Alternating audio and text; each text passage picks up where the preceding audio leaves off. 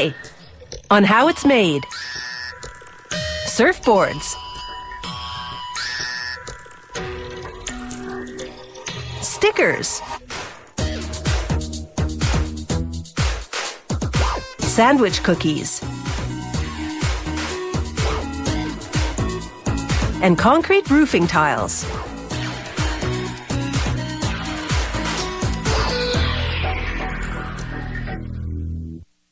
Surfing is an ancient Polynesian pastime first documented by Europeans in the 18th century. In the 1920s, the sport spread from Hawaii to the beaches of California. Back then, surfboards were made of solid wood. Today, they're made of lightweight synthetic materials. Serious surfers have their boards custom-made and engineered for the types of waves they'll be riding. At the board's core is a piece of polyurethane foam with a wooden strip down the center. The factory's shaping specialist inspects the board and checks the foam for defects. If all is well, he cuts the board to the right length. Then he chooses a board-shaped template from his library and traces it. He saws along his pencil line.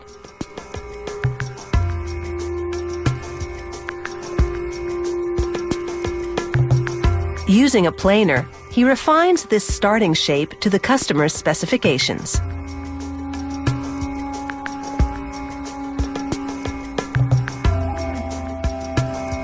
When he finishes, he checks to make sure everything's symmetrical. Next, he shapes the edges.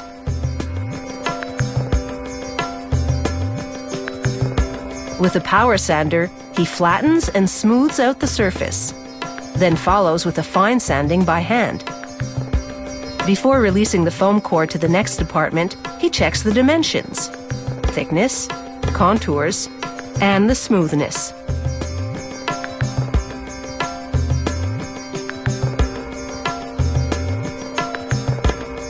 A lamination specialist preps the board to receive its first layer of fiberglass. He masks the top, called the deck, to shield it from the resin he'll now apply to the bottom.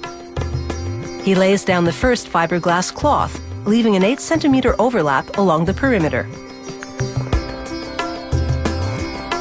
Next, he spreads polyester resin that's tinted to whatever color the customer ordered all over the fiberglass cloth. He folds the overlap onto the deck, then grinds the corners flat. He flips the board deck side up and trims the overlap. Next, he covers the deck in 2 layers of fiberglass. In between them, he pours clear polyester resin, then positions company logos printed on rice paper. The resin soaks the paper, embedding the logo.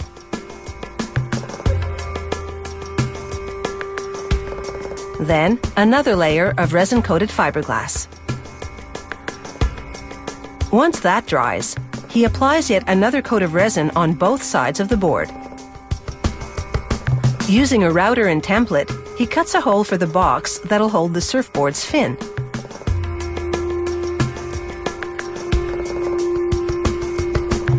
He fills the hole with black resin, then inserts the fin box.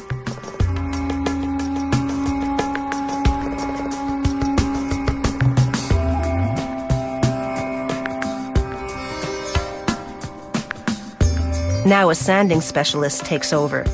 He grinds the box flush, which opens its fin slot.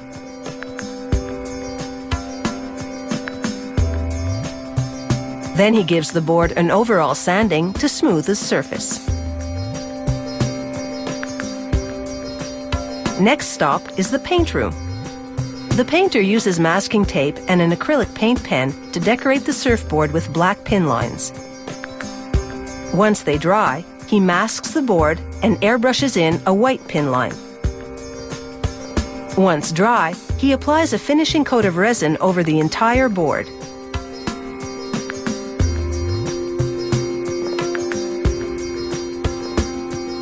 Now, a polishing specialist steps in. After a fine sanding, he buffs the entire board with polishing compound, producing a slick, high-gloss finish. The factory ships the board to the surfboard shop, where the customer chooses a fin from the many models available.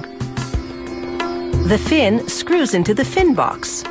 And dude, the board is ready to go.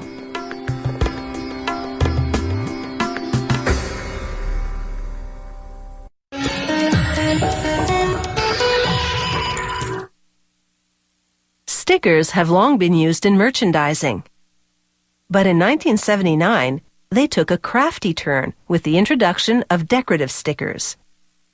Sticker art soon became a popular hobby, allowing anyone to engage in a little creative embellishment.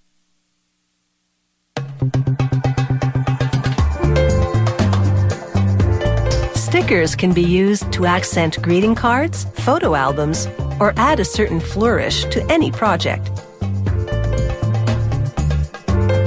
Every sticker begins with a work of art.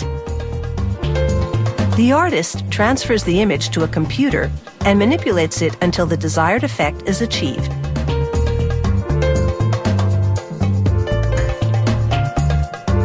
Next, a sheet of photopolymer goes onto an exposure machine.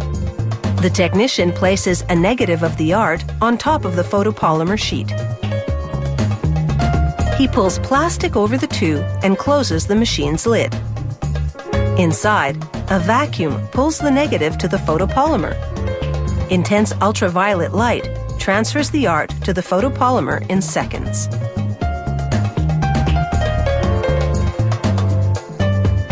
He makes several photopolymer printing plates, each one a variation of the original artwork.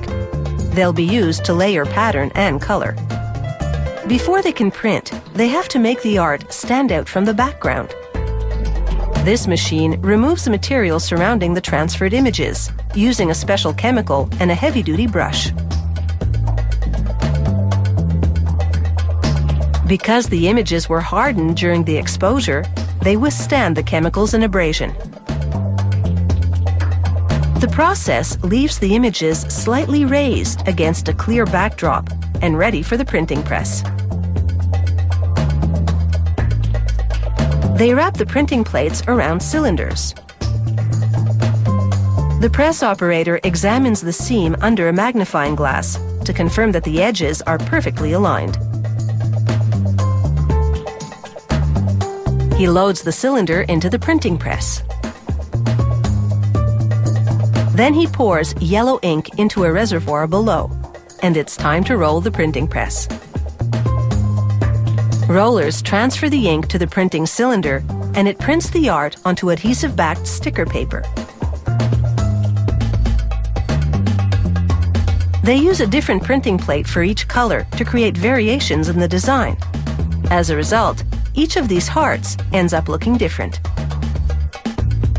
It's all about layering color and pattern to give the sticker artist plenty of options.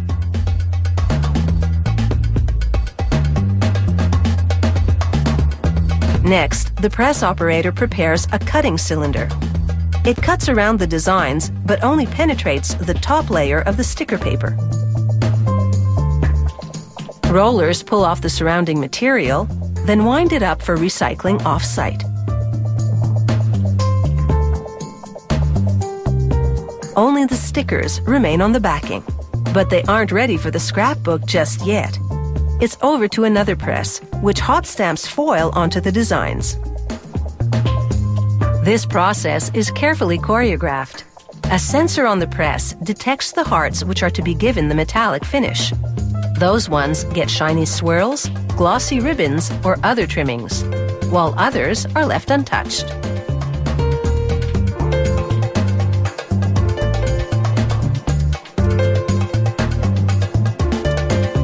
The next machine cuts the stickers into sheets.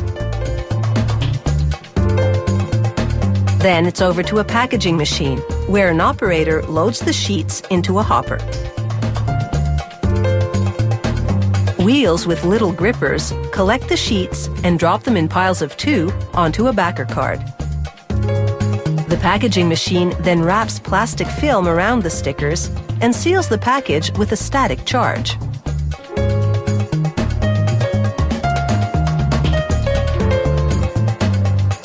A hot knife then cuts and seals it at both ends. When it comes to sticker designs, there's no shortage of choices, giving sticker artists of all ages plenty of ways to express themselves.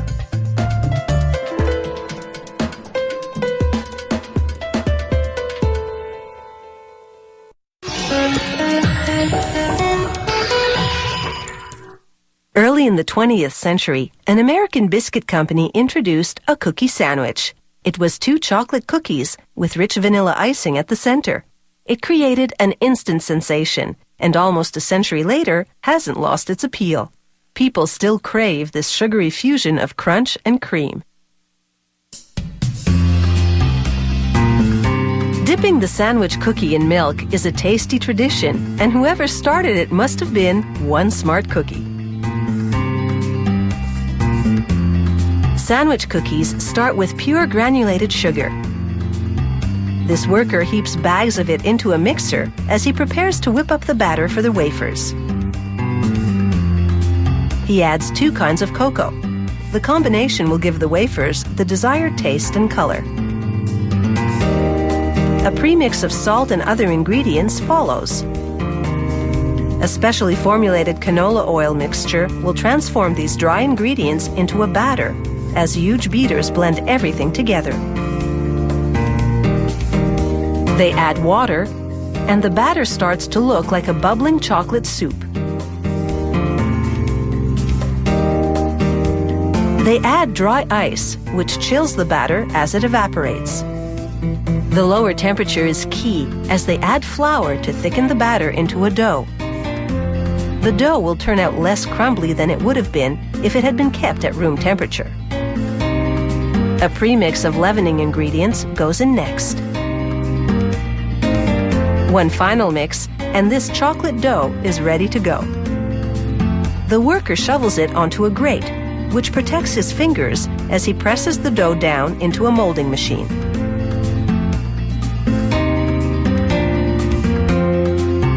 This machine shapes the dough into cookie wafers while pressing intricate designs and the brand name onto them. It churns out an impressive 5,000 chocolate wafers an hour.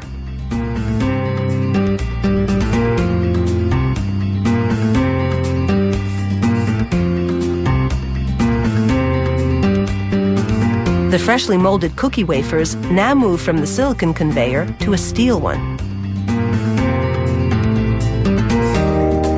It takes the wafers into a gas oven, where they travel in a continuous loop for several minutes to receive an even baking. After that, fans cool the wafers to the desired crispiness. The chocolate wafers then move to another conveyor, which feeds into a series of chutes.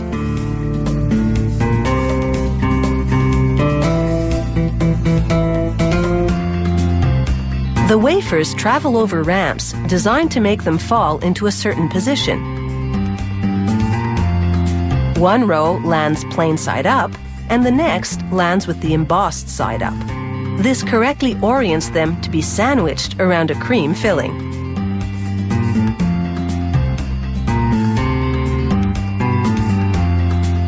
It's a high-speed operation, as a cylindrical pump deposits the vanilla cream on the plain side of the wafers.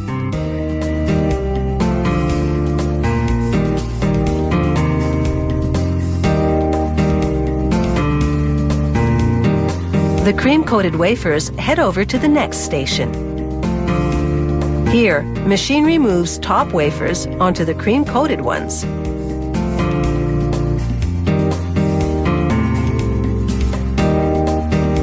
The cookies move up for the count. Mechanical fingers separate them into bunches of 11. Then grippers swing into action to move the bunches forward. They release the cookies neatly into plastic trays.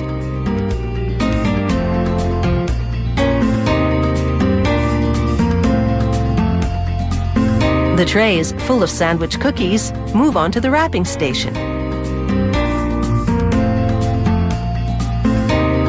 Here, metallic film unwinds and wraps around the trays.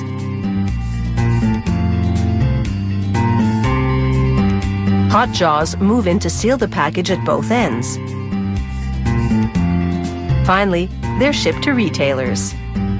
But once these sandwich cookies are in the pantry, it might be tough to keep them under wraps.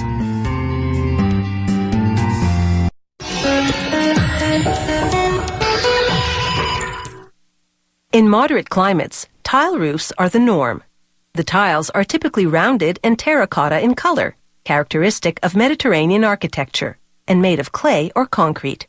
Today, concrete roofing tiles come in a wide array of colors and styles, from traditional to contemporary.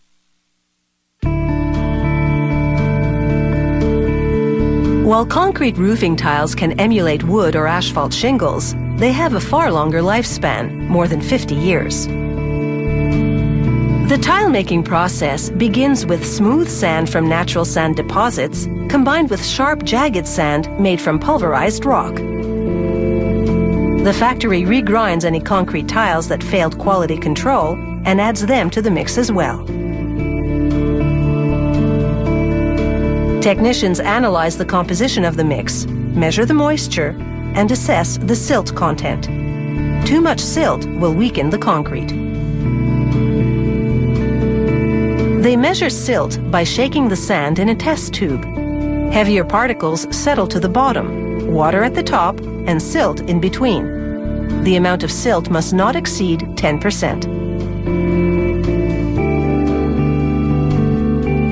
The sand mix runs through a vibrating screen which filters out large objects such as rocks and sticks. To make concrete, you mix sand with cement. The cement truck driver hooks up a hose to blow its contents into a huge silo. From the silo, the conveyor system metes out a specific amount of cement into the sand. It's critical to get the ratio just right. Roof tiles come in a choice of colors. They tint the concrete a specific shade by pumping in natural iron oxide pigments and water.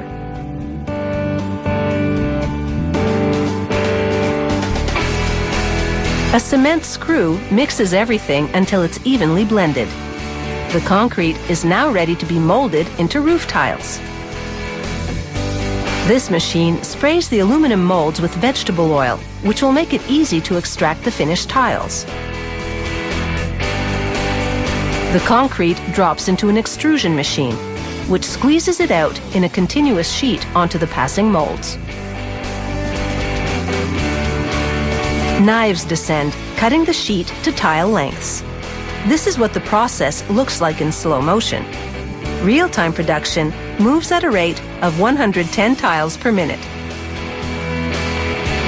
The tiles now run past rollers that finish the edges nicely. Then an inkjet printer applies product information along with the date and time. The next stop is a giant oven. The factory meticulously controls the temperature and humidity inside so that the concrete dries and cures properly. The tiles come out of the oven, depending on their size, 5 to 24 hours later. An automated separator extracts each tile from its mold. The conveyor then sends the empty molds back to be refilled with wet concrete. Nozzles spray sealer onto the top of the tiles. This will force moisture and calcium to exit through the bottom, preventing discoloration on the tile surface. Workers do a final visual check, removing any tiles with cracks or other flaws.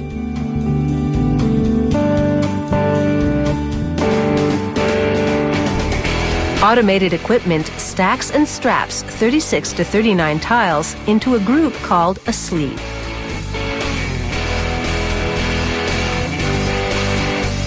The factory subjects random samples to rigorous quality control testing. for strength, permeability, even hail. To pass this test, the tile must be left unscathed by a 5-centimeter ice ball flying at 32 meters per second. This fire safety test ensures that heat or flames can't penetrate the tile. Roofs made of concrete tiles can even withstand winds of up to 240 kilometers per hour, making them ideal for regions prone to hurricanes.